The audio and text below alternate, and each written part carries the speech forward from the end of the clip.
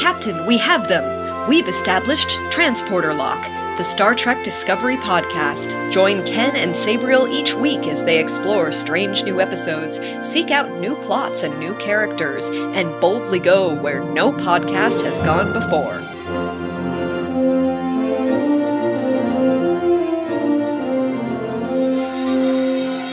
Hello and welcome to Transporter Lock episode number 40 for season 2, episode 14, Such Sweet Sorrow, part 2 of 2. I'm your co-host, Chief Engineer Ken Gagney. And I am Captain Sabriel Maston, and welcome aboard our ship of pleasure. Oh wait, no, that's Love Boat. I think we've used that opening. I think we have, actually. Are we running short on material here? After 40 some odd episodes, it's just who can think of any new stories? Well, it is the season finale, and they've pretty much used up everything that they had going into this season, so why not do a little recycling? Oh my gosh, what a season finale this was. Can I tell you how I felt watching it the first time? Tell me. I walked away so disappointed. Oh no, and what? We'll get to there. And in time, after some time passed, I feel better about it. But walking away, I was just like, oh, okay, I guess that's it. Wow. A lot of talk and not a lot of follow through. Yeah, we'll get there. Okay. I don't feel like starting off with that is the best way to start the episode today. Well, I read a director's commentary on the season finale, the two-parter, how he said it's basically like a feature-length film episode of Discovery, and the first half was very dialogue and emotion heavy, and the second act was very action-oriented. So they were very different episodes, even though it was two parts to one story. I thought that was an interesting divide. It's true, because this finale, wow, there was a lot of action. Maybe in that context, watching the two, one right after the other, immediately would have changed my initial viewing, but I don't know that it would have, and I'll get to that in a bit. Okay, well, shall we try a little bit of a recap? Yeah, I want you to get us started. Whew. So these recaps, they're not scripted. I'm just going by memory. So let me see if I can remember everything that happened. Oh my goodness. So they start their battle with Section 31, which has tons of little ships, just like the Enterprise and the Discovery do. They get the time suit ready for Burnham to pilot, during which Stamets gets grievously injured and goes to sickbay, where Culber is still there. He didn't go to Enterprise, and he says, Paul, my home is with you. Let's see. Spock and Burnham jump out of the ship and go to a safe distance where she can open a wormhole, in which time Leland transports onto Discovery to try to get the sphere data, which Georgiou has hidden, and they duke it out, and eventually she lures him into the spore room where she has magnetized it, just like Gant died a couple of weeks ago, and she magnetizes it again, and Leland dies. But that's not the end of the episode. In the meantime, Spock and Burnham are trying to open the wormhole to the future, and they can't, and it turns out that's because when the Kelpians and the Klingons show up to help in the battle, they realize that they need to go back before they can go forward. And so Burnham opens the time gate to go into the past and initiate the 5 signals they've seen so far. And then when she comes to the present, she can open the time gate into the future. Discovery goes into the future. The Enterprise stays behind. Control is neutralized. And they decide that with Starfleet, they will never again make any mention of Discovery, the Spore Drive, or any of its crew in order to preserve history. Meanwhile, Discovery, we presume, is somewhere 950 years in the future, because they send one more signal to let them know that, yes, they made it to Terra Elysium just fine. And there was an unexploded torpedo in the Enterprise that Cornwell put down the blast door to save everybody, and in doing so, sacrificed herself. So that happened too. But we have to go back. Back to the future, Doc? No, back to the past. It's true. Wow. Okay, so where do we start? There was a lot there, and that was very out of order. I apologize for that. Oh, that's usually like how my storytelling goes, so it was natural. I kind of feel like Marlin, the dad from Finding Nemo, who's like, oh, I forgot to tell you there's this one part that's really important. Let me go back. And storytelling. Go on. So what do you want to talk about this week, Captain? So a lot of this. Where do I want to start? Okay, so they're in the heat of battle for a good share of this episode, which is cool because it was like the longest battle we've ever seen in an episode of Star Trek. I mean, in its own right, it's history right there. It's kind of neat. I loved that in this incarnation of Star Trek, they have kept so much more of humanity that would be there, but they have never shown in Star Trek before. And what I'm talking about here is the snark people have when they're in stressful situations. like when Jet Reno is done with the time crystal charging it up, and she's going to head down to go give it to Michael, and Saru's like, get going, and she's like, I'm going, get off my ass, sir, get off my ass, sir. Yeah, and traditionally in Star Trek, there's a lot of propriety even in those scenarios. And I think that under pressure, people might just be a little frayed around the edges. Yeah, absolutely. I mean, I know I definitely am. Like Dr. Pollard, Sarah's like, do your best. And she's like, no, because now is a perfect time to do a half-ass job. Right. She mutters to herself as she walks away. I loved it. Everybody's doing their best, even when they know it's not good enough. You had also started by talking about this being the longest action sequence in Star Trek history. I didn't time it, but it did occur to me that this is probably the most complex battle scene I've ever seen, just due to how many individual ships there were. I would say the only time we've really seen this kind of dogfighting in Star Trek was with the Dominion War, which had some amazing battles, because it was also during DS9 that Star Trek switched from using physical models to CGI. I think we really saw an improvement with that change, especially with the little Defiant zipping all around everywhere.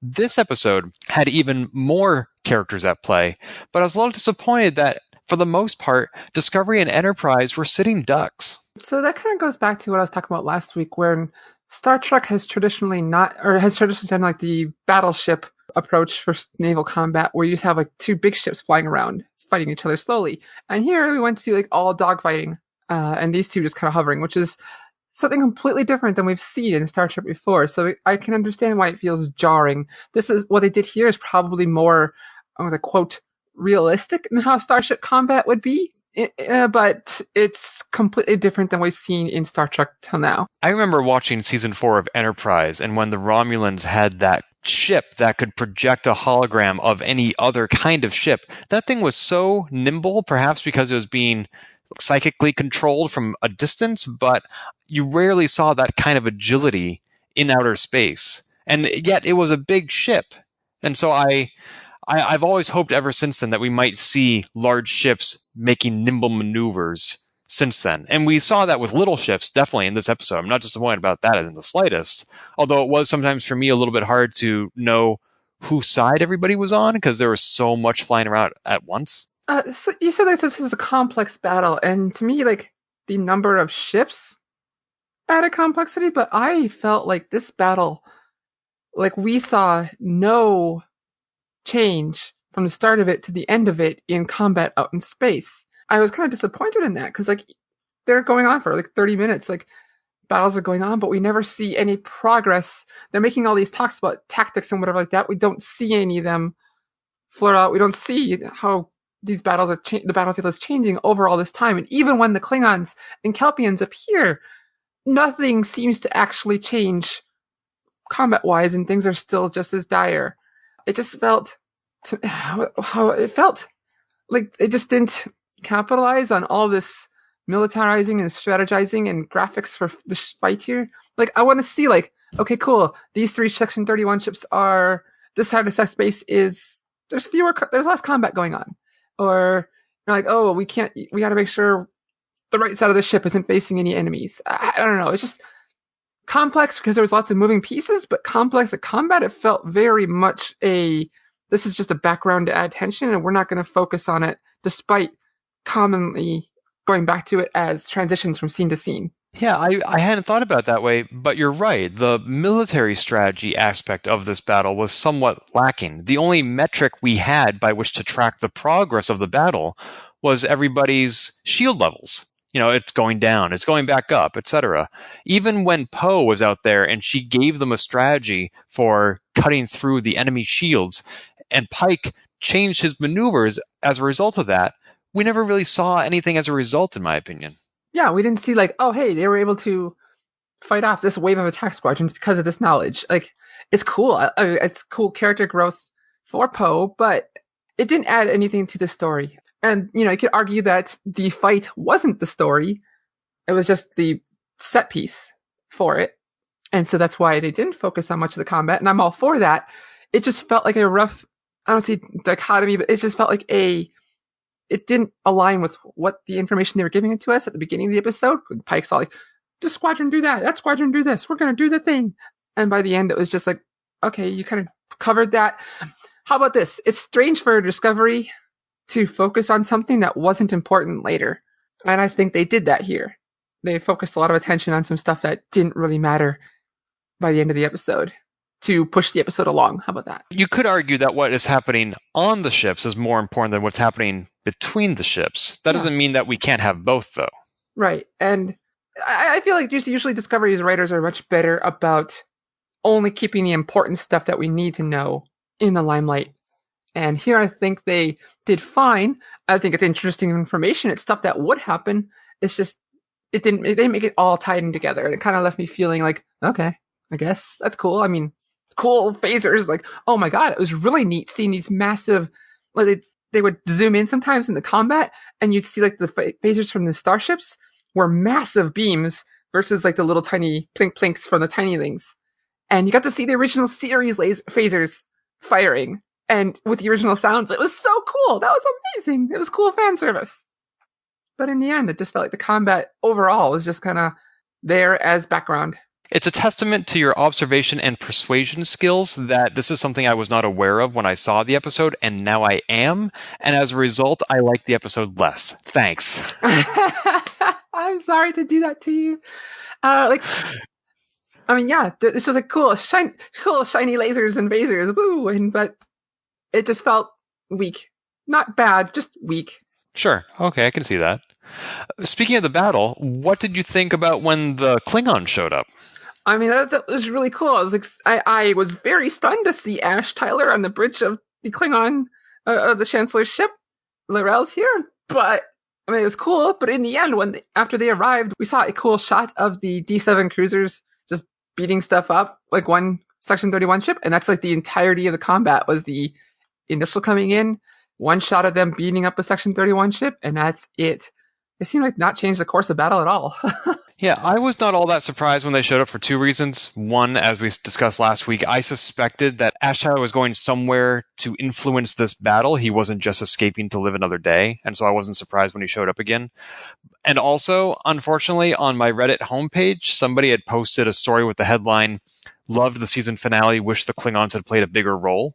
Oh, so you got spoiled. I was like, you shouldn't put spoilers right in the title, for Pete's sake. People are they're supposed to on Reddit. The proper Reddit is to tag it appropriately, and that's unfortunate that happened to you. I'm sorry.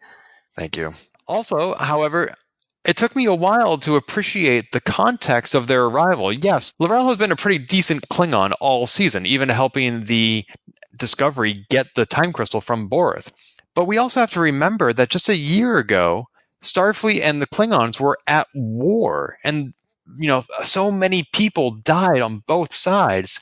And here they are battling together. I mean, that is a huge turnaround in their relations. And granted, when Pike said, "Glad to see you show up with some friends," and L'Rell said, "That's not the word I would use, but we're always happy to fight for the Klingon future." I'm like, okay, so they're not friends. That's legit. That's fair, given that, when L'Rell was introduced to this whole series, she was a bad person doing bad things. Mm-hmm. But, they can see past that to fight a common enemy toward a common goal. Yeah, frenemies. Frenemies. I love it. But by the way, remind me, in season 1, did we ever hear the Klingons say it is a good day to die? I was thinking that too, actually. I don't think we did, I don't think we did. But we maybe have in like the first episode or so. It's been a while. I was just, whether they did or not, I was very happy to hear it here. When I heard that, I did a big fist pump in the air. I was like, "Yeah, go get him! It's awesome!" I love Klingons in combat. Like, yeah, I'm bleeding. Yeah, cool. And then everybody else is like, "How dare you make my chancellor bleed? I will kill you!" It's like she hit her head on the chair. Come on. I know. Oh my gosh. Yeah. Just like, ooh, what an injury. Oh, it was a glorious injury from this chair. The chair is a worthy foe. Also, the Klingons showed up alongside the Kelpians. Yeah, when they showed up, I was like, okay. Like, it was just a way to get Saru's sister here to say goodbye. I was like, okay, yeah, it makes sense. In 2 months or so, they figured out how to use some Baul ships, and yeah, they seem to evolve pretty darn quickly. they just didn't evolve. They just used the technology the Baul had left behind. Oh, right, I got that. But just going from being almost entirely like agricultural society to now you're piloting a spaceship through outer space, even if it is confiscated technology from another species, I got that. But their mastery of it came very quickly.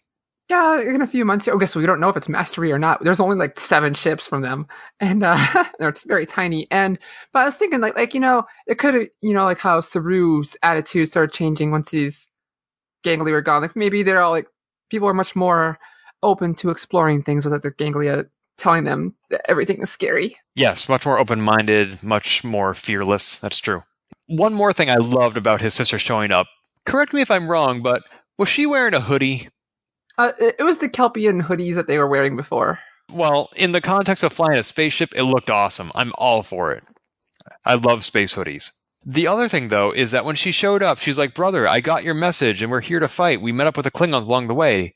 And at first I thought, wait a minute, what message? And this goes back to what you and I were discussing last week, was everybody sent final messages to their loved ones, And you and I were trying to figure out, where are those messages going to go? Is it just going to go into the Discovery black box in case the ship gets destroyed? Because they have no subspace communication. So how did that message get to the Kelpian homeworld? No, because I just rewatched this an hour ago. She said, we got our message from one of your crewmates, not your message. I could have sworn that was they were already on their way, and one of your crewmen told us to form up with the Klingons and arrive together. Now you have me question myself, but yeah, so... Because she said to Saru, "I got your message." Let's see, I don't remember that, so I'll take your word for it. I did rewatch that scene because I found that confusing, because he was not expecting to see her, and she says, "Brother, I got your message, and we met up with the Klingons along the way." Gotcha. And I was like, how did she get your message? Very confusing. Spock pointed out that one of the reasons that they evolved the Kelpians with that signal in the first place was to get them to show up to this battle, which means the Kelpians were a deciding factor in the battle with Section 31, which seems incredibly unlikely. I mean, I guess every little bit helps, but really? All 7 or 8, this very small amount of fighters, unless there was a huge set of attack squadron that we did not see. Yeah, they had a very small part in this battle, but, in the heat of battle, sometimes you don't choose your words the best. You're telling your commander to get off my ass. Right, but I mean, it was the Kelpians' arrival that gave Spock that moment of introspection, where he says to Burnham, "No, right now, precisely now." If it weren't for the Kelpians showing up, he wouldn't have put 2 and 2 together and said, "We need to go back to the past first." They must have done something off camera. Yeah, I'm with you. Like, what did they really contribute? I didn't count how many ships there were, so I'm surprised to hear there were only 7 or 8. I thought there were more, but there might have been more off camera. But when she showed up, they had a shot of just a very small attack squadron flying around. So it's possible there was much more that we just didn't see. Because, you zoomed out for most of the combat in this anyway. Right, and back to my point of there just being so many moving parts, it was hard for me to keep track of anything, so I have no idea how many there were. Another big part of this battle that we saw coming in 2 different flash forwards last week was the unexploded torpedo that lodged itself in the Enterprise. And I gotta start by asking, how did that torpedo get through the Enterprise's shield? I remember they made a comment, and I can't recall exactly now. I feel like Section 31 would have used shield-piercing torpedoes more frequently in this battle if they had easy access to them. Yeah, I'm pretty sure there was an explanation. I just don't remember right now. See, sometimes I don't key onto those little things. Like I accept the plot for what it is at some points, and Or I mean, this might have been honestly a part where I tuned out because this battle was going on so long. Yeah, it was basically an hour-long battle. That's true. Let's talk about Cornwell's sacrifice, though. We knew, or at least I knew, because I'd read it somewhere, that two main characters were going to be leaving at the end of the season. I assumed it would be Pike, because we know how his story ends. He goes back to the Enterprise. It never occurred to me that the other person who would be leaving would be Cornwell. I had not heard that, so yeah, I didn't think they would kill off the character. I really liked Cornwell as a character. You know, it sucks to see her go, but in the end, like I said, this episode, I walked away going, okay. I didn't feel the drama of the torpedo like I think they were trying to push. It didn't feel like, oh my god, oh my god, oh my god, we gotta do a thing. We didn't see their struggle with trying to do the thing. They said they had a struggle. We tried plans A and B, and they failed. But I didn't feel the tension before her death rising. We had seen her and Pike interact for a while, and I kind of forgot that they had some kinship, friendship, and until the very end when she's like, or he's like, bye Cat, and she's like, bye Pike, or Chris, calling each other first names. It just felt like I didn't feel the tension, and I'm very sad the character's gone, but the way she died, it just didn't feel fitting, I guess. I feel like the crew of the Enterprise is cooler under pressure than the crew of the Discovery. A lot of that snarky attitude you were talking about, we tend to see on Discovery, whereas Enterprise, whether it's Pike or Cornwell, maybe a little bit less so, number one, but Pike and Cornwell, they were like, I felt like they were resigned to the fact that this thing was going to blow up, so let's do our best. And as a result, that may have come across as less tense. Yeah, and I mean, I think that's a perfect way to go out when you're in that situation, when you know it's going to be that way. Like, I'm not upset with how she died. It just, yeah, I can totally get what you're going for, and I can agree to that. Not as deep cutting as I wish it would have been. I do have to wonder who puts emergency manual releases only on the inside of the door and not on the outside. Yeah, and those blast doors are very strong to withstand a torpedo 5 feet away. Yeah, I mean, Pike just stood there watching it, and I'm thinking to myself, well, gee, why didn't they just make the entire hull out of this material, for Pete's sake? Yeah, maybe they did, and the speed of it just... No, it just felt like, really? That little of a blast... I mean, blast doors are supposed to be stronger, but that's also supposed to be thicker. Yeah, this one little door that is partly shut, if they can just shut it the whole way, will save, well, not the entire Enterprise, because we saw a big chunk taken out of it, and of course Cornwell passed away. But, wow, that is a lot of the Enterprise riding on a little door. Yeah, apparently it was a very, very tough little door. Little. I gotta say, though, when she just turned around, put her hands behind her back, and just stood there waiting for the torpedo to explode, wow, I don't know that I could have been that controlled facing my own death. For me, I just got chilled thinking about that myself. To me, that was, when I saw that, I was like, yes, that was exactly what I would do. Is it? Yeah, because for me personally, I don't stress about the things I can't control very much. And to me, I felt like that is such an amazing thing, and I think I would do the same. Just waiting for it to happen. You're a stronger person than I am, because I would have stayed facing Chris, and I would have been saying, "Don't go, don't leave me alone." And I would have kept my back to that torpedo. I would have kept my eyes on Chris. I would have wanted him to be the last thing I saw. I would not wish to see him to see the pain in my eyes as I'm dying in that split second. I would not want to see him see my face as I'm being killed. I think that would be much more traumatic to him. I agree with that. That's true. That's how I view it. I don't know that I would have been that selfless in that scenario. I think if I'm about to die, then I get my last wish, and I'm not going to be thinking about somebody else. Yeah, it totally valid and fair. Just right. And again, I'm not saying this is what Cornwell would have done. You and I are talking about what we would have done and comparing it to Cornwell. She's made of much sterner stuff than I think either of us, and apparently especially me. Before we get away from this scene, the scene did show us something we almost could have just breezed right over. What's that? Well, the torpedo is lodged in there. We saw the Enterprise has R2 units. Ah, you mean the little robots that were scurrying around on the hull? Yeah, they call them like DOT-7, like Department of Transportation 7 or something like that. But they're basically R2D2, R2 units flying around trying to take care of the ship. But I'm like, wait a minute. While I was watching it again this morning, I thought, wait a minute. This now makes canon why R2D2 was in the debris field over Vulcan in Star Trek 2009. It's true. If you didn't know, there is a little nod since Industrial Light and Magic did the CGI for Star Trek 2009. There is an R2D2 floating over, and it goes right past the main viewer, I think. Kind of like in First Contact, when the Borg cube explodes and all the Starfleet vessels are flying away, one of them is the Millennium Falcon. Yeah. So, but anyway, yeah, it was kind of neat to see. Like, this is the first time we've seen in Star Trek that they have these little R2 units going around trying to repair the hull while things are going on. But that made me wonder, why couldn't they have just gotten one of those drones to pull the manual release lever? That was the question people posed on the internet as well. We don't know the strength. We don't know anything about them, pretty much, other than their existence. Yeah, and to that point, it was surprising that they showed up at all, because they were almost meaningless. Yeah. It was just someone had a cool idea and was like, I like Star Wars, I like Star Trek. What if we put these together? Now kiss. You got chocolate in my peanut butter. I loved the exchange in that torpedo scene where Pike... Well, first of all, Cornwell said, Chris, your story doesn't end here, and I think you know that.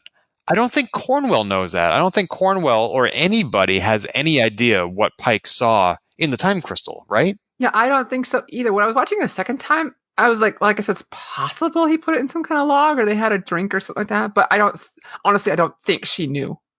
But I think it's just one of those, like, you're a captain, you have much more to live for. I'm an admiral. I've done all the things. I've done my duty. See ya. Yeah, I definitely agree with that interpretation. I loved Pike's little smirk when he says, if I'm fated for something else, then this torpedo can't explode while I'm here. And then she says, how many lives are you willing to put at risk if you're wrong? And he stops smirking. He's like, oh, you're right. Oh, it was a great scene because the camera pans, like, he's smirking, and as she finishes her sentence, the camera, like, goes behind her head, and then when it's on the other side, the smirk is gone. It was a great scene. Yeah, and I think it worked the other way too. I think it panned the other way when he started smirking. Yeah. So you're right. It was like a wipe. It was it was very well done. But it did make me wonder, if he is time locked into that fate, what would have happened if he had stayed in the torpedo room? And this also extends further. For the rest of his Starfleet career, will he live fearlessly because he knows, oh, I can't die here. That's not my future. That is something that people have used in other science fiction as well. It's like, well, God, what's the most recent thing I saw? I don't know if it was Orville or what. I distinctly remember a show where someone was like, no, it's okay. I can do the thing, or I can do this ridiculously crazy, I can do this ridiculously scary or small chance thing because we know I'm not going to die. Or like, I know I'm not going to die. People didn't believe them. I remember that part being part of the plot. I wish I could remember what show it was now. In the book, The Man Who Folded Himself, written by David Gerrold, who also wrote The Trouble with Tribbles, this guy has a time travel belt that lets him travel through time. And he's very lonely. So what he does is he goes back in time one day and hangs out with his younger self and eggs him on to do all these dangerous things. And the younger guy is like, what if I die? And the older guy says, you can't die, because if you do, I can't be here. And yet I am. Yeah, and that just ties into the whole, there's so many different ways time travel can go. Right. And as it turns out, the two characters I'm quoting, their interpretation proves to not be correct as you read the rest of the book. But nice. It's a nice idea. Nice. While they're transporting the spacesuit Michael Burnham's going to use to time travel, Discovery is hit. There's rocks are flying everywhere on board the ship because they always keep them behind the walls. So it must be help weigh the ship down or something. I don't know. But Stamets is impaled on one, and he's critically injured, and he's brought to sickbay. And this moment is the one moment that had me close to tears again, where Hugh is taking care of Paul, and it's like, I'm home because I'm with you. And it was so sweet. I love this scene so much, and I really don't have much more to say than that, other than I'm so happy this scene was there. In last week's episode, it was Stamets who said, I need to move forward. Forward motion is the way to go. And here he is, unable to respond to Hugh, and Hugh is saying, my home is with you. It almost puts Stamets in an awkward position because Stamets is like, I've moved on. And what if he has? What if there is no reconciliation here? What if it's, as he said, what if there's never going to be a good time? See, I don't believe Paul believed himself. I think Paul was saying what he wanted Hugh to hear.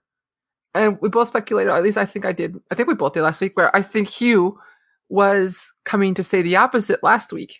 He actually wanted to stay, but when Paul went first, Hugh changed his answer.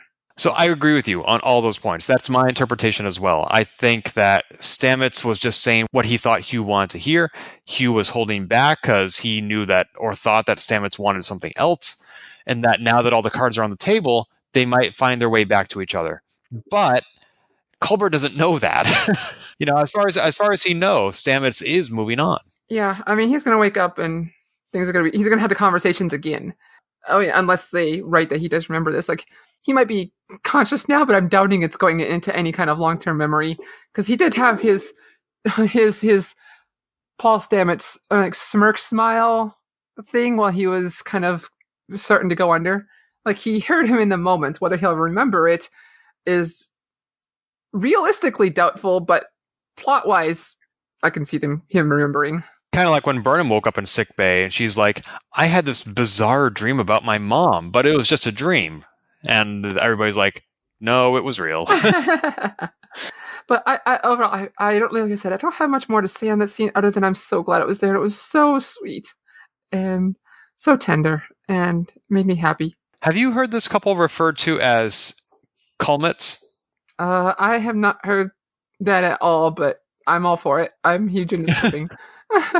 I was out with some friends seeing Rift Tracks live on Thursday night, and one of them said that she really wanted to see Culmit's resolution in the season finale. And I was like, you want to see what now? But sure, I guess that works. Why not? So I really want to talk about Leland and Burnham separately. Those are two things I have a lot of questions about. Shall we? Yeah, which one do you want to do first? Let's do Leland. Okay. Yum, yum. Oh my gosh. So that was when Nahan and Georgiou were trying to break through the door into the ready room where Leland is supposedly procuring the sphere data. And she says, when we're done with this, do you want to join me in making Leland scream? And Nahan says, yum, yum. What in the world? I mean, the only thing I can think here is this is some kind of reference back on her home planet. Like, that makes sense in the situation. But no, it gets worse. It gets worse because last week there was this hilarious scene with Poe handing Georgiou a bowl of spumoni, right? And so I thought, this is an action sequence, a lot of things going on. I misheard what Georgiou said, and I thought she said to Nahan, when this is done, do you want to join me in making some ice cream? And then Nahan says, yum, yum. And I'm like, that makes perfect sense. I understand why Nahan would say that, but why is Georgiou so sweet now?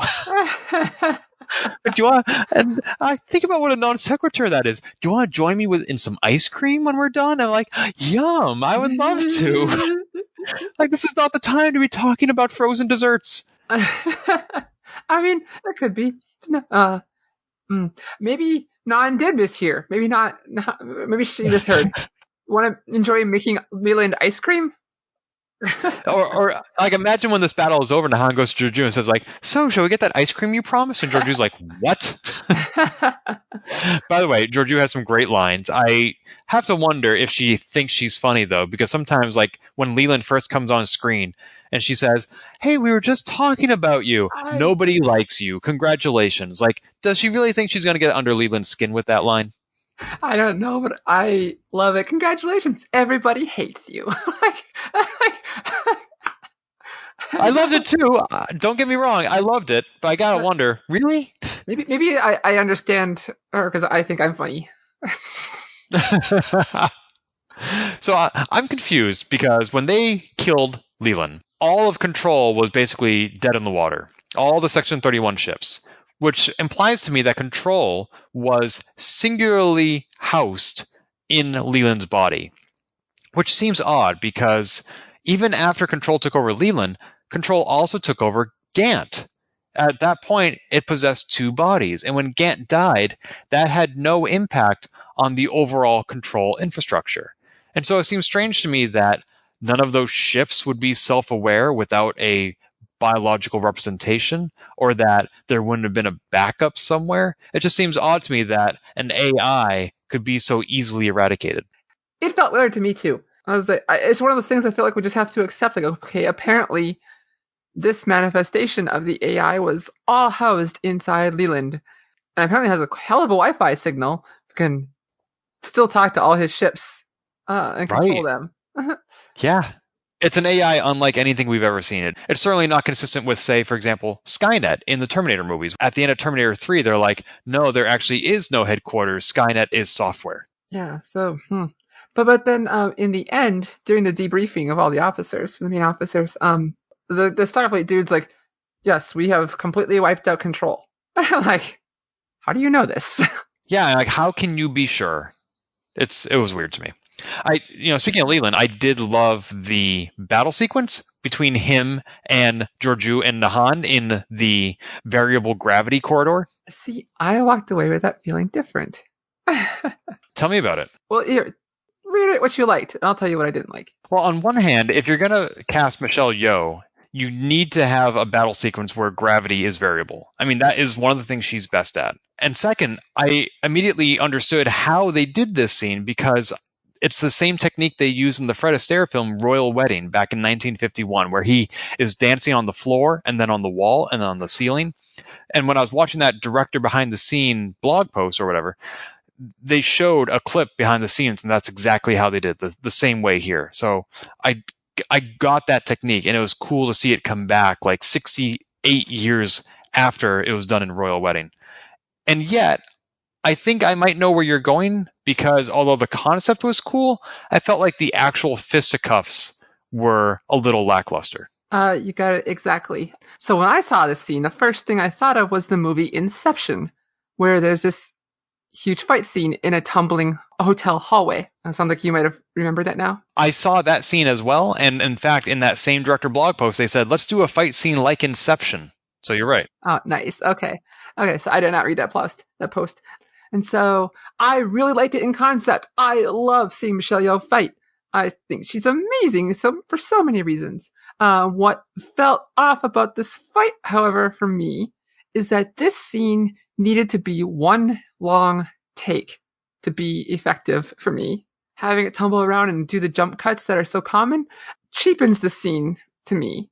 I didn't hate it. It just didn't feel as cool to me as they were going for. And I don't think it worked out like you wanted. Yeah, I can see that. I'm giving this scene an A for effort, but maybe like a B minus for execution. I can do that. Plus, it did have plenty of the rocks that are always everywhere on Star Trek. By the way, is this scene the last time we see Nahan in this episode? Because after this, Leland and Georgiou go into the engineering spore control room, and we don't see Nahan. So yeah. I think she got knocked out in this corridor and stayed there. Yeah, I remember thinking that when I watched it first, like, where is she? And second time, I completely forgot. So I must have just committed to memory, like, yeah, she is just knocked unconscious. Because it didn't seem like she was killed unless... No. But yeah, I don't think she's dead. Although Leland certainly seems to be dead, using the technique that Georgiou learned from reading Burnham's notes about how Gant died, which she said at the beginning of last week's episode, so that ties together. And it also reminds me of Terminator 5 Genesis, where, hey, here is a cyborg who's half machine, half human. We're in a hospital. Let's just turn on the MRI and suck out all the computer parts. It's basically the same thing. You know, all this future tech needs to stop using ferromagnetic metals. Yes, that is a very good point. What I thought when this scene happened was, one, we saw this before in Discovery, cool. And two, Georgiou is just using an agony booth. Oh, that's a good call, which of course was invented by Dr. Phlox. Yeah, it's not it's not like the same, I don't think, idea, but it made me think of agony booths. Like, oh, she is totally used to this chamber. We saw them in Discovery even. We did? And yeah, they were being used in the Mirror Universe when. Oh, that's right, Lorca. Yeah, when Malfoy's dad was walking around freeing his crew. That's right. And also, he was in one of the agony booths. That's right. Himself. So it was a fun little callback to me. That's what I thought of. It's agony booth. Like, oh, this is perfect. We also learned that the Mirror Universe has Sun Tzu, or that Georgiou has just become very well read in her time in the Prime Universe. Yeah, the Mirror Universe is one of those things where a lot of people speculate like timelines diverged at some point, and some people speculate it's just always been that way. And so it's interesting. I don't know if we'll ever get an answer. So that's a good question. There is a TNG novel where Picard goes to the Mirror Enterprise D, and he is in his mirror counterpart's quarters, and he finds a copy of The Merchant of Venice by William Shakespeare, of course. And the lines in that book are different, and they're dark, and they're corrupt. Oh, that's fascinating. Which implies that the Mirror Universe extends all the way back to the 1600s. That is such a neat concept. The Shakespeare's writing is different. I love it.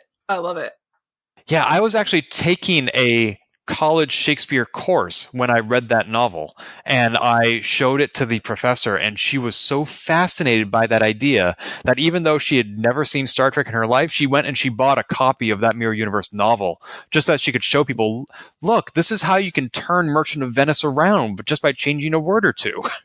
That's so cool. Yeah, it was awesome. Before we jump away from Leland, there's two pieces of dialogue I loved. Let's hear it. When Giorgio and Nan break into the ready room that he's trying to get the data in, Giorgio's like, Leland, you look well. And Nan's like, yeah, for a couple of batteries and a data core stuffed in a meat sack. and Giorgio's like, oh, it's like an AI sausage. And she's like, ew. And then Leland's response cracked me up because it's the AI going, women, stop talking. I love that. And then just before the fight scene in the spinning hallway, he's like, where's my data? And I couldn't tell which one yelled it, but they yelled, hell! Oh, is that what they said? Yeah. Leland says, where can I access my data? And Nahan says, so many fun ways to answer that question. That's right. I love that. I love that they are being snarky with an AI who does not care. I love it. I just love it. I eat that stuff up, but I wish I could have seen more of that snark from Nan in the past. I know, right? There was a lot of potential there. I feel like there are a lot of characters that we got to know too late. Nahan, Arium, and also Control itself. We didn't see Control evolve. By the time we were introduced to it, it was already a threat. And I would have liked to have known how it gained sentience in the first place before it accessed the sphere data. We don't really have that backstory. Yeah, it would have been cool to see its evolution, but also that would have been spoilers for the episodes before that point. So I can see why they didn't, but gosh, it would have been neat to see. Yeah. I'm also wondering, since Leland is dead, and this is going into a different aspect of this episode, did they still need to send the sphere data into the future? I mean, I guess they do. I guess they don't want anybody to have it, but it was specifically Control they were trying to keep its hands out of. At that point, they don't know if Control has manifested itself anywhere else, and so still got to send it off. True. Okay, that's fair. Yeah, they don't know that it's completely eradicated. Also, another bridge across the time travel and Leland stories was Burnham saw a future where Leland storms the bridge and shoots everybody in the head. And that future did not happen. Michael wasn't even on the bridge. And I was wondering in last week's transporter lock, why would she be on the bridge if she's trying to pilot the Red Angel suit? And so I'm wondering what I have a theory, but I'd like to hear yours. What changed to make that future not happen? Because he did storm the bridge, but nobody died. I don't know the answer to that. I didn't know what changed either. Because Burnham and Spock said the crystal showed us a possible future so that we could avoid it. And so I think what happened was there was a timeline where Burnham was on the bridge because they didn't have the Red Angel suit. They didn't have the time crystal. They didn't have Poe. All these things that would have happened if they hadn't sent those signals. I think they would have encountered the sphere anyway and acquired the sphere data, and Control would have come and acquired it themselves. But now that she's gone back in time and created all these ripple effects, that future hasn't happened. I think that's what we were seeing in the time crystal was the pre-signal future. Yeah, I think that fits. Or even if it wasn't pre-signal, it's just like maybe they got to this point, but for whatever reason didn't have the suit at that point in that alternate future, or something didn't work out. They didn't have a time crystal. They didn't have, so jet. Yeah, so it's possible that it's everything was kind of up the same up until that point where one variable changed, but I think it was just one possible future, and they needed all the variables to change, basically. Yeah. I'm still not clear, though, how Spock knew where the red signals were going to be, because they found his audio diary on the Enterprise, and it had a map of the 7 signals. My understanding was that he left that log before he went to the ice planet and mind melded with the Red Angel. It was after that he committed himself to the psychiatric ward. So why did he already know where the red signals were going to be? And he knew them when they were a kid, too, when he was a kid. And that is also confusing to me. Yeah, I don't know where the tie-in is there. I don't know either. I don't know. I was wondering that, too. How is this tie-in to his always being connected to them? I know they made a huge big deal of Michael's mother tying him into this. She picked him specifically. But how does he... I still don't know how the signal locations or signal's existences really tie into his knowing that they're there or they exist. The only thing I can think of, and this doesn't make a lot of sense, is that when he mind melded with the Red Angel, due to her being a temporal being, there was a temporal ripple effect that went back to his childhood, and then he started knowing things from the mind meld before the mind meld. But that is a bit of a stretch. Yeah, look, you've had some kind of temporal parasites from Enterprise. Oh my gosh, I love that episode. Oh my gosh. Twilight, is that the name of the episode? That seems possible, but it's a good episode, and oh man, it's so sad for humanity in more ways than you know, because they're on SETI Alpha 5. Oh, that's right. Yeah, that was a great callback. Yeah, it was Twilight, and it was also just so sad that T'Pol has to explain this to Archer every day for 12 years. Oh. Anyway, we'll save that for when we spin off Transporter Lock to talk about Enterprise. You knew we were doing that, right? All right, well, it gives us something to do over the summer. That's right. Oh, we'll just do an episode a day until we're caught up. Okay, so there are a lot of things going on with the Red Angel suit. We're not going to talk about the future that Discovery goes into. We're going to save that for a different episode of Transporter Lock. I do still have some more questions, though.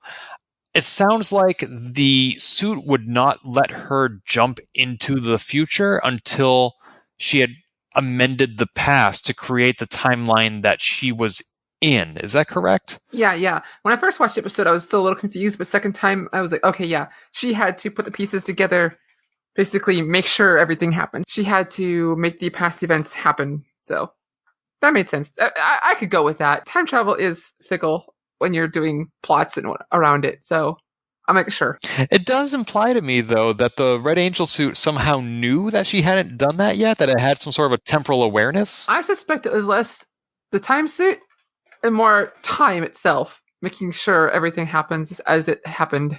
Okay. I know she says, like, the time suit won't let me jump, or maybe she says, like, I can't jump, or it won't let me jump. I think because things hadn't happened yet, so it couldn't do something that hadn't been possible in the reality yet. Time travel is so tricky when you get into writing about it. Okay, that makes sense. I can see how time might have some sort of a rigid barrier that won't let you advance past a certain point because it doesn't make sense. Kind of like this movie Time Changer that came out in 2002. Terrible film. Also very evangelical. So it's not for me. Maybe it's for our listeners, which is fine. But it has somebody going, like, they have a time machine and they put something on the pad and they set it for 100 years in the future, and the thing will not teleport. The idea being that there is no future 100 years from now. So he sets it to like 90 years, tries to beam it forward. It won't. And he keeps scaling it back to find out when exactly the apocalypse occurs, because that is the point at which the thing will go forward. Uh-huh.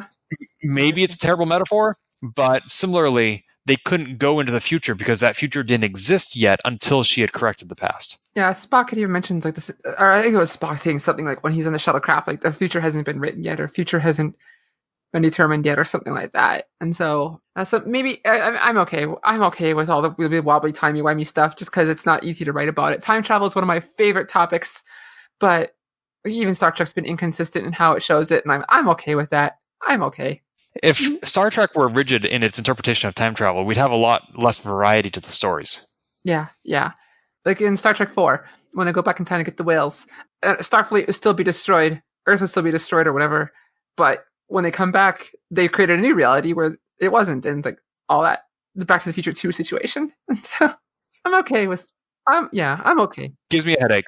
We got to see an actual Red Angel time jump in this episode, really for the first time from both sides and throughout. What did you think of that? I thought the effects were amazing. I thought it was so cool, and the callback to the motion picture in here was so neat. So help me with that. I haven't seen that movie in a long time. It's subtle. I didn't catch it because I hadn't seen it in a long time either. I read about it, and like they weren't even specific on what it was a callback to, and I watched the scene the other night on YouTube afterwards.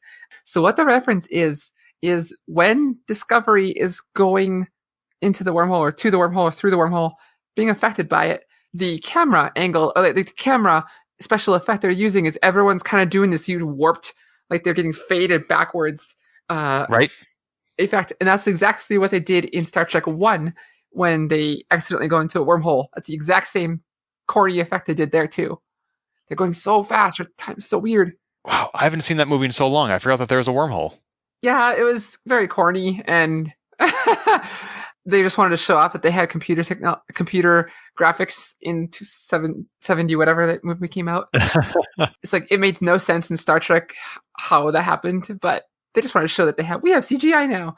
But anyway, the callback was really cool, going into a wormhole, the same effect. But the whole trying to show us going through a wormhole, like breaking the fourth dimension, like going from a 3D plane to like 2D and dropping like a fourth dimension. It was so cool. It was so neat. That was my favorite spot. Just after she initiates the jump, time freezes and she gets to observe the battle scene. And that was okay for me. But then space became two-dimensional and she punched a hole through it. And I loved that. I thought that was so amazing. Yes, but what I did not like about this whole part was the 5 minutes of clip show showing things we've already seen. I was so bored. I'm like, this is taking so long. Like, I know you were there. I know, but I don't need to see the scene again. I can just watch the episodes again. I can watch the recap before this episode. Like, well, it did clarify for me scenes where we thought the Red Angel was her mom was in fact her. Yeah, I mean, that's about it. Like, I did it once, and cool, I don't need to see it all 5 times to me. That's just me. I thought it went on way too long. We saw Current Burnham, if you want to call her that, go into the past onto the Hiawatha's asteroid and see herself getting impaled in the leg. So we know that was the first time past Burnham saw the Red Angel, and it was in fact her future self. However, it was the Red Angel's appearance in that moment that led Spock to theorize that the Red Angel shows up whenever Burnham's life is threatened, which gave them the plan to strap Burnham into a chair and kill herself to make the Red Angel show up. This seems to imply to me that theory was flawed because that is not why the Red Angel showed up on the asteroid. Oh, absolutely. So this means that they put her life in danger without grounds, and it was just happenstance that her mom showed up to save her. Yeah, the whole predestination stuff gets a little weird. Yeah. Spock was wrong. However, Spock did give us, when he was outlining why all the signals appeared where they did, he said, and one appeared over Terra Elysium so that we can find safe harbor when we arrive in the future. I was like, oh, that's why you did that. Which also means, like, way back at the beginning of the season, when you and I were recording Transporter Log, I theorized that the Red Angel had made those asteroids fall on New Eden as a test to make Discovery save it. And now we know that was a naturally occurring phenomenon, and that if Discovery hadn't saved them, then her mom, and eventually Discovery itself, wouldn't have somewhere to go when they arrive in the future. So they were creating the safe space. Yes. So, I mean, because even just last week I was asking you, okay, they need the time crystal, they need Poe to power it, they need Jet to activate it, they need the Kelpians to be evolved. Why do they need New Eden? And now we know. We kind of knew, but never confirmed, I would say. I had no theories as to why New Eden was a part of this whole thing. So we've talked about Burnham and her time signal jumps, and we talked about Leland and the space battles and the Klingons. We're going to be talking more next week on Transporter Lock about where Discovery ends up. But we've gone through all my notes. What else about Such Sweet Sorrow Part 2 caught your attention, Brie? Oh, so when I first watched it, oh my god, the times when Spock and Michael would just stand there and talk and talk and talk. All I could think of was, people are dying. Hurry up! And it's not that I didn't want them to have this emotional thing. In a second viewing, like I said, a few days later, I come to okay with it. But when I'm watching it the first time, I was like, come on, get on with it. Well, that was one of my biggest objections to last week's episode also, was that Control's going to be here any minute. The red suit is not assembled yet, and you're all standing around on the bridge saying goodbye. Where are you finding the time for this? So yeah, this week it was me. It was get on with it. But yeah, I liked the Spock and Michael scenes. Like I said, on a second viewing and over time, but when I first aired, I was just like, no, this is not what you are in a hurry. People are dying because of you. Quit lollygagging. I think it's a cinematic trope that time stands still when important things need to be said. Exactly. It's just more difficult to push that when you're talking about time. It's true. This is true. Yeah. I was surprised that Control was not making a bigger effort to wipe Burnham out. I mean, she and Spock were just standing on that derelict ship out in the middle of nowhere, unaccosted relatively. Yeah, for whatever reason, Leland's ships were not watching for her. I thought that too. It's like, this is a little weird. The only time they seemed to be under threat, but felt like a random torpedo or phaser shot in their direction. Yeah, I agree. That did not seem intentional. Whereas Ariam had said, Control wanted me to kill you. This is all because of you. I felt like Control's focus on Burnham wavered, and I don't understand why. Yeah. Oh, okay. So also when I walked away from this episode, I'm like, okay, this felt like a series finale to me, not an episode finale to me, or season finale. Yes. And yes, when I walked away from this, when they started doing the mission debriefings back at Starfleet Command, I walked away thinking, like, I know we have to explain away the spore drive, and I guess we have to explain why Michael isn't mentioned ever again, but when I first watched the episode, I wasn't ready for that. I wasn't expecting or feeling, I wasn't needing that answer so soon. I didn't expect it to be coming so soon. I thought that we were just going to have more Discovery in the timeline that they were in. I walked away just feeling like, I guess that's an answer I knew was coming, but I wasn't needing it yet. Yeah, I think Discovery, the show, is going to be very different from here on out. And for some reason, even though they've been talking about saying Discovery into the future, and last week the crew announced that they were going to stay on Discovery as well, I don't think I fully appreciate the implications for the series when they were talking about that. And I don't know what to expect next season, which we'll be talking about later. Yeah, I guess that would be, I didn't expect it to be a series-changing season finale. Because I wasn't expecting, I didn't feel a need for it yet. I mean, I'm okay with it. I just didn't feel a need for it. What I thought at the end of this episode is that if they went from this being a Discovery series to this being a Pike series, that was a seamless transition, and they totally could have done that the way this episode ended. Yeah. Which I would not have objected to. Like, if we never saw Discovery again, I'd feel sad, but they accomplished their mission, and now we get to adventure with Ethan Peck and Anson Mount and Rebecca Roman, which is awesome. More number one, please. Yes. Let's see. I did like it when each of the debrief characters had to state their name. We had Captain Christopher Pike, Spock, and number one. However, and I did not hear it in either viewing of the episode. I was watching for it, and I didn't hear it or see it. Pike calls number one by her first name at some point. What? Yeah, it's Yuda? They canonized something that was in a book. Huh. The Wikipedia, someone's changed it to Yuna, known as number one.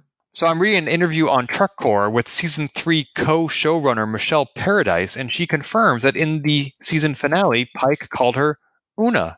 Or Yuna. I did not see or hear that. Sometimes when I rewatch the episode, I turn closed captions on, but I only watch specific scenes on my second viewing, and apparently I did not see that scene. So neat. Yeah. Huh. But she didn't use that name when she was debriefed. Nope, number 1. Yep. I like that. We also got the answer to the Section 31 problem.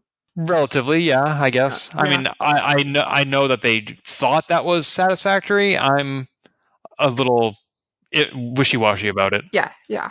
Do you think it mattered the identity of the person who was doing the debriefings? Because they never showed his face. They didn't show, and I was wondering that the first viewing, second viewing, I was like, okay, this person long term isn't relevant, so we're not getting the face. I mean, they pull that in a lot of shows, like, or even like animated shows. If someone isn't important to the story, they don't animate or draw their face or show everything.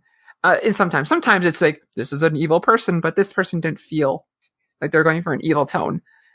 And so I don't think it mattered that they didn't show. I think it was just supposed to be a mindless, this is Starfleet doing its job, mission debriefing. I think that's what they're going for, and that's what I walked away with.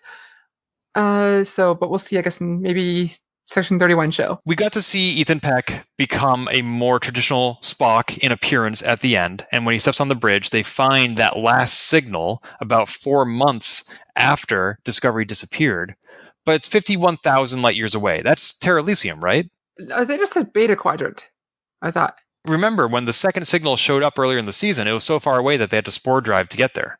Mm-hmm. So I think that's Terra Elysium. However, if they are observing this signal visually and it's 51,000 light years away, then that means that Burnham had to jump back in time 51,000 years and cause that signal in order for it to be seen today by the Enterprise. Well, then we have to question all these other moments too when we've seen the signals. I'm gonna say apparently there's some kind of time dilation effect going on with these signals. Remember that very first signal, they had to do like a time shift to triangulate its position. They're like, hey, maybe let's go to warp for 2 seconds and then we can figure out where it is. Yeah. No, some of these things, like, you start thinking about it too deeply, it's like, it falls apart. So then you have to go explaining away, like, there's some kind of timeliness to the time thing, to this signal. Like, yeah, it's weird. How can we host a Star Trek podcast without thinking about Star Trek? I didn't say I wasn't thinking about it. But they don't want us to, and that's a problem. Yeah. And my last note for this episode. Yes. They started doing it just before the end credits, but predominantly in the end credits, they blended the original series and end credits music with Discovery's music in such an amazing way. And if you didn't catch it, I would strongly suggest you go back and listen to the last minute of the show, or just before the credits roll. That's when they start. You know, I did catch that, but since I never watched the next episode preview after which the credits roll, I have not seen the credits all season, so I wasn't sure if this was a new thing or just something that I've been missing. Okay. So yeah. Awesome. Maybe they'll put it on the soundtrack. Yeah. Oh my god. And this, when I watched it with intent again this time. I caught it the first time on Thursday when I watched it. Here when I watched, I was listening, and like the way, I don't know if they changed the music somehow, or if, I can't remember the gentleman who wrote Discovery's music's name now, but he wrote it in such a way that it actually mimics the original series in a theme even more, in like when there are certain breaks in the music and stuff like that. So like he tied this closer to the original series music when he wrote the Discovery one that I even realized, besides the little riff at the very end. Like he matched, like, this section is this long in the original series song, so this section is this long in the Discovery version song and whatnot, in such a way I was like, wow, this goes deeper than I knew, because I'm not a music theorologist, music theory person. All right, well, this has been an extra long episode of Transporter Lock, fitting for the season finale. An extra long episode too, so. Yeah, that's true. We'll be talking more about aspects of this finale and the next season and all of the second season next week, when we have a special returning guest to Transporter Lock. Any closing remarks until then? No, not at all. Well then, for the very last time, since we seem to have a different captain every season, hit it. If you've enjoyed this episode, please leave a review on iTunes, and keep your hailing frequencies open by following us on Twitter @TransporterLock, or subscribing to our podcast and email newsletter at transporterlock.com.